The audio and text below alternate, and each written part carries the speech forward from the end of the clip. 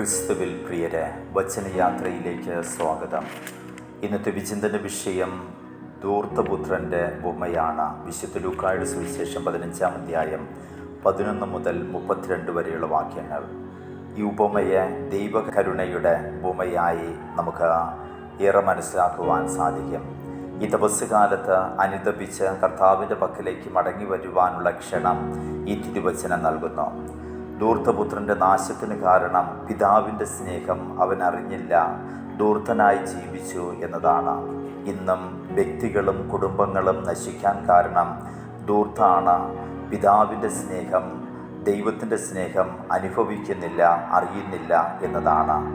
സുഖിക്കാനും ജീവിതം ആസ്വദിക്കുവാനുള്ള വ്യഗ്രതയാണ് ഇന്ന് മനുഷ്യനെ ധൂർത്തനാകാൻ പ്രേരിപ്പിക്കുന്നത്. ധൂർത്തിന് അപ്പുറം ഒന്നുമില്ലാത്തതിനാൽ ജീവിതം പരമാവധി ആസ്വദിക്കണമെന്ന ചിന്ത ധൂർത്തിൻ്റെ ഒരു പ്രധാന രൂപമാണ്. നിത്യതയിൽ വിശ്വാസം കുറയുമ്പോഴാണ് ലൗകിക ജീവിതം കൂടുതൽ ആകർഷകവും ആസ്വദിക്കുവാനുമുള്ള ആഗ്രഹം ലൗകിക ജീവിതത്തിൽ കൂടുന്നത്. ധൂർത്ത് വിശ്വാസവിരുദ്ധമായ പാപമായും മാറുന്നു. ഇപ്രകാരം ധൂർത്ത് വിശ്വാസവിരുദ്ധമായ പാപമായി മാറുന്നതിനുള്ള പ്രധാന കാരണങ്ങൾ: ഒന്നാമതായി, വരവറിയാതെ ചെലവ് ചെയ്യുക എന്നത് ധൂർത്തിൻ്റെ ഒരു പ്രധാന ലക്ഷണമാണ്. രണ്ടാമതായി, അനാവശ്യ കാര്യങ്ങൾക്കായും ആഘോഷങ്ങൾക്കായും സമ്പത്ത് ചെലവ് ചെയ്യുന്നത്. മദ്യം, മയക്കുമരുന്ന്, സൗന്ദര്യവർദ്ധക വസ്തുക്കൾ തുടങ്ങിയവ ഈ ഗണത്തിൽപ്പെടും. മൂന്നാമതായി, ഭാവിയെ ലക്ഷ്യമാക്കി ധനം വിനിയോഗിക്കാതെ ആഭരണങ്ങൾ, മറ്റലങ്കാരങ്ങൾ, ആഡംബരങ്ങൾ എന്നിവയ്ക്കായിട്ട് സമ്പത്ത് വിനിയോഗിക്കുന്നു. ജീവകാരുണ്യ പ്രവർത്തികൾക്കായിട്ട് സമ്പത്ത് ഉപയോഗിക്കാതെ ആഡംബരങ്ങളിൽ ജീവിക്കുന്നു. നാലാമതായി, മറ്റുള്ളവരെ അനുകരിക്കുവാൻ ശ്രമിക്കുന്നതും ധൂർത്തിൻ്റെ മറ്റൊരു ലക്ഷണമാണ്. ധൂർത്ത് അധഃപതനത്തിൻ്റെ തുടക്കം മാത്രമാണ്. അത് ദാരിദ്ര്യത്തിലേക്കും നിരാശയിലേക്കും രോഗങ്ങളിലേക്കും ആത്മഹത്യയിലേക്കും നയിക്കാം. എന്നാൽ ദൈവിക സുബോധം മാനുഷികമായ തീരുമാനം കൂടെയാണ്. സുബോധമുണ്ടാകുക എന്നത് പരിശുദ്ധാത്മാവിൻ്റെ പ്രവൃത്തിയാണ്. ദൈവം മനുഷ്യനെ തൊടുന്ന നിമിഷങ്ങളിലുണ്ടാകുന്ന ആന്തരിക പ്രചോദനമാണ് സുബോധം. തിരിച്ചു പോകണം എന്ന തിരിച്ചറിവാണ് ഈ സുബോധത്തിന് അടിസ്ഥാനം. ധൂർത്തപുത്രൻ്റെ തിരിച്ചറിവ് രക്ഷയിലേക്ക് നയിക്കുന്നു. ധൂർത്തപുത്രൻ്റെ മടങ്ങിവരവിൽ രക്ഷയുടെ 5 പടികൾ കാണുവാൻ കഴിയും.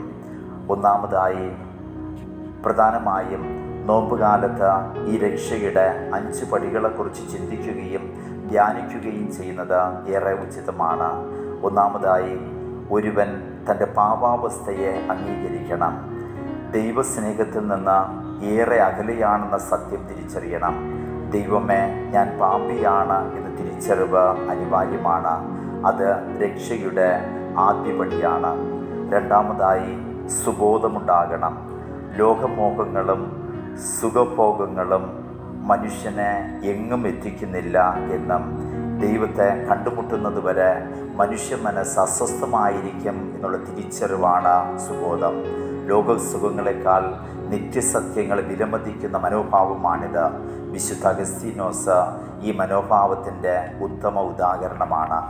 മൂന്നാമതായി, എഴുന്നേറ്റ് തിരിഞ്ഞു നടക്കണം. രക്ഷ പിതാവിൻ്റെ ഭവനത്തിലാണ്, പന്നിക്കൂട്ടിലല്ല എന്ന് തിരിച്ചറിവുണ്ടാകണം. പാപസാഹചര്യങ്ങൾ ഉപേക്ഷിക്കുവാൻ തയ്യാറാകണം. നാലാമതായി, ഹൃദയപൂർവ്വം അനുതപിക്കണം. ധൂർത്തപുത്രനെ പോലെ അങ്ങേക്കും സ്വർഗത്തിനുമെതിരായി ഞാൻ പാപം ചെയ്തു എന്ന് പൂർണ്ണ ഹൃദയത്തോടുകൂടെ ഏറ്റുപറയണം.